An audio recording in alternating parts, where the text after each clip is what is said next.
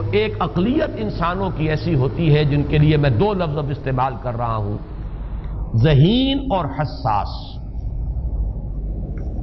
ذہین اور حساس لوگوں میں قبض اور بسط کی کیفیت، یہ مختلف سائیکلز ہیں جو آتی رہتی ہیں۔ کبھی طبیعت میں پشمردگی ہے، دل بجھا ہوا سا ہے، کچھ نا امیدی سی ہے، خود اپنے اوپر اعتماد کی کمی محسوس ہو رہی ہے، مجھ میں صلاحیت نہیں ہے، میں کچھ نہیں کر سکتا، اب تک جو کچھ کیا اس کا بھی ہے، امنگ بھی ہے، امید بھی ہے، روشن پہلو نظر آ رہے ہیں۔ قبض کی کیفیت میں تاریک پہلو نظر آتے ہیں، مایوسی کے پہلو نظر آتے ہیں، پیسیمزم کی کیفیت، اور یہ جو بسط کی کیفیت ہے اس میں روشن پہلو۔ دیکھو یہ بھی تو ہے نا، آخر یہ بھی تو ہوا ہے اور بھی ہو سکتا ہے، آخر اب تک میں نے یہ کام بھی تو کر لیا، آگے بھی مشکل آسان ہو سکتی ہے۔ یہ دو کیفیات ہیں قبض اور بسط کی، جن کو کہ صوفیاء کرام نے یہ اصطلاحات، یہ عنوان دیے، قبض اور بسط۔ جتنی انسان کے اندر حساسیت کی کیفیت زیادہ ہوگی، ذہانت زیادہ ہوگی، اتنا ہی یہ جو ویوز ہیں اس کی ایمپلیٹیوڈ زیادہ ہوتی ہے۔ کم ذہین انسان ہے، کم حساس ہے، آئیں گے تو صحیح ہے، لیکن یہ کہ وہ ویو جو ہے اس کا ایمپلیٹیوڈ جو ہے اس کے اندر اوپر اور نیچے کی کیفیت زیادہ نہیں ہوگی۔ لیکن جتنا یہ معاملہ بڑھتا ہے، یہ جو ویو ہے اس کی ایمپلیٹیوڈ بڑھتا چلا جاتا ہے۔ لیکن نارمل انسان کا معاملہ یہ ہے کہ یہ حدود کے اندر رہے، اسی کی ایک کیفیت جو ہے اب نارمل جب ہو جاتا ہے، یہی ہے جو جدید ہماری جو سائیکولوجیکل میڈیسن ہے اس میں اسے مینیکس ڈپریسو سائیکوسس کہا جاتا ہے۔ مایوسی ہوئی تو اتنی ہوئی کہ جیسے کمر ٹوٹ کر رہ گئی، اور اسی ڈپریشن میں ہوتی ہیں خودکشیاں، خودکشی کر جاتا ہے ڈپریشن۔ کچھ روشن پہلو نظر ہی نہیں آ رہا، کوئی امید کا پہلو نظر ہی نہیں آ رہا، کوئی صورت نظر نہیں آتی، کوئی امید بر نہیں آتی، کس طرف جاؤں، کدھر دیکھوں، کسے آواز دوں، اے ہجوم نامرادی دل بہت گھبرائے ہے۔ اور جب آدمی محسوس کرتا I can't face these realities، یہ commits suicide۔ یہ اور جب کیفیت ہوتی ہے انشراح کی تو آدمی خوب بھاگ رہا ہے، دوڑ رہا ہے، امنگ ہے، محنت ہے، دوڑ رہا ہے، امیدیں ہیں، اب ہر چیز کا روشن پہلو نظر آ رہا ہے۔ عجیب ہے یہ۔ اصل میں مجھے کچھ تجربہ بھی ہوا ہے، ہمارے خاندان میں بھی یہ مرض موجود رہا۔ میرے والد مرحوم کافی طویل عرصے اس مینیک ڈپریسو سائیکوسس کے مریض رہے۔ کچھ ہوتا ہے یہ معاملہ، ویسے بھی شاید ہمارا خاندان جو ہے اس کیٹیگری میں آتا ہے جس میں ذہانت نسبتاً کچھ زیادہ ہے، حساسیت بھی نسبتاً کچھ زیادہ ہے۔ یہ دوسری بات ہے کہ کوئی شخص جو ہے یہ فلسفے کے طور پر اختیار کر لے کہ اپنے آپ کو ڈھیٹ بنا لینا ہے، یہ فلسفہ بھی بن سکتا ہے۔ لیکن یہ ہے کہ اگر آدمی چھوڑ دے اپنی طبیعت کو تو یہ دونوں کیفیات آتی ہیں۔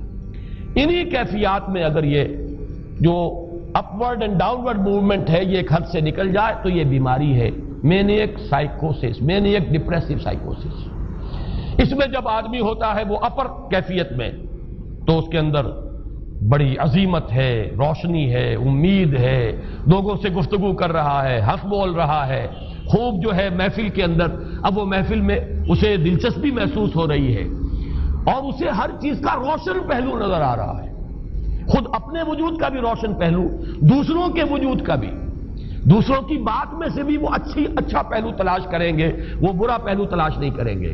جب دوسری کیفیت ہے ڈپریشن کی، ہر ایک کی بات میں کوئی برائی نظر آئے گی، کوئی اس کی نیت کا فطور ہے، کوئی فساد ہے، کوئی یہ جو ہے بدنیتی کے ساتھ یہ بات کر رہا ہے، کوئی خیر کہیں ہے ہی نہیں، برائی ہی برائی ہے، مایوسی ہی مایوسی ہے، بدلی ہی بدلی۔ یہ ہے در حقیقت وہ کیفیت، اس کو غالب نے بہترین انداز میں تعبیر کیا ہے۔ ذہین اور حساس انسانوں میں ان کی جو ترقی ہے وہ انہی مراحل سے ہو کر گزرتی ہے، اور ہر ڈپریشن کے بعد، ڈپریشن میں اس سینس میں استعمال نہیں کر رہا یعنی بیماری کی حد تک پہنچنے والی ڈپریشن نہیں، صرف قبض کی حد تک پہنچنے والا معاملہ۔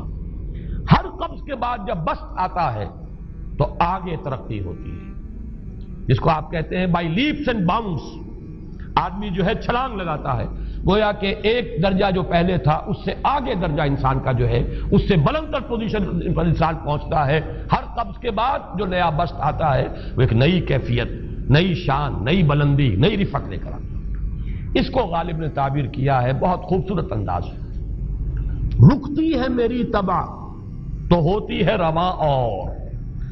یعنی شاعر بھی کبھی ایسا وقت آتا ہے شعر جو ہے وہ اس پر نازل ہی نہیں ہو رہا، شعر نہیں کہہ پا رہا، طبیعت میں رکاوٹ سی ہے، بندش سی ہو گئی ہے، کوئی کلام موضوع ہو ہی نہیں رہا. لیکن پھر جب یہ کیفیت جو ہے بدلتی ہے اور جب پھر بست کی کیفیت آتی ہے، رکتی ہے میری طبع تو ہوتی ہے رواں اور، پھر اس کے اندر ایک جولانی نئی ایک کیفیت جو ہے انشراح کی، وہ ایک بالکل نئی کیفیت، نئی شان کے ساتھ. یہ ہے وہ معاملہ جو ان آیات مبارکہ کے پس منظر میں ہے. اسی لیے اب میں آپ کو اس کا حوالہ دے رہا ہوں. تفسیر مظہری میں قاضی ثناء اللہ پانی پتی رحمت اللہ علیہ نے بہت عمدہ بات فرمائی ہے کہ حالت قبض اگر کسی شخص پر طاری ہو تو اس حال میں اکسیر کا درجہ رکھتی ہے یہ سورہ مبارکہ، اس لیے کہ یہ نازل ہوئی ہے محمد الرسول اللہ صلی اللہ علیہ وسلم پر اسی حالت قبض میں. وَالضُّحَىٰ وَاللَّيْلِ إِذَا سَجَىٰ مَا وَدَّعَكَ رَبُّكَ وَمَا قَلَىٰ وَلَلْآخِرَةُ خَيْرٌ لَّكَ مِنَ الْأُولَىٰ وَلَسَوْفَ يُعْطِيكَ رَبُّكَ فَتَرْضَىٰ أَلَمْ يَجِدْكَ يَتِيمًا فَآوَىٰ وَوَجَدَكَ ضَالًّا فَهَدَىٰ وَوَجَدَكَ عَائِلًا فَأَغْنَىٰ. یہ تمام آیات اب معلوم ہوگا کہ جیسے موتی پروئے ہوئے. ایک لفظ قبض، اب اس میں جو بھی واقعاتی اور جو میں نے آپ کو روایاتی جو بھی پس منظر بیان کیا وہ بھی فٹ بیٹھ رہا ہے.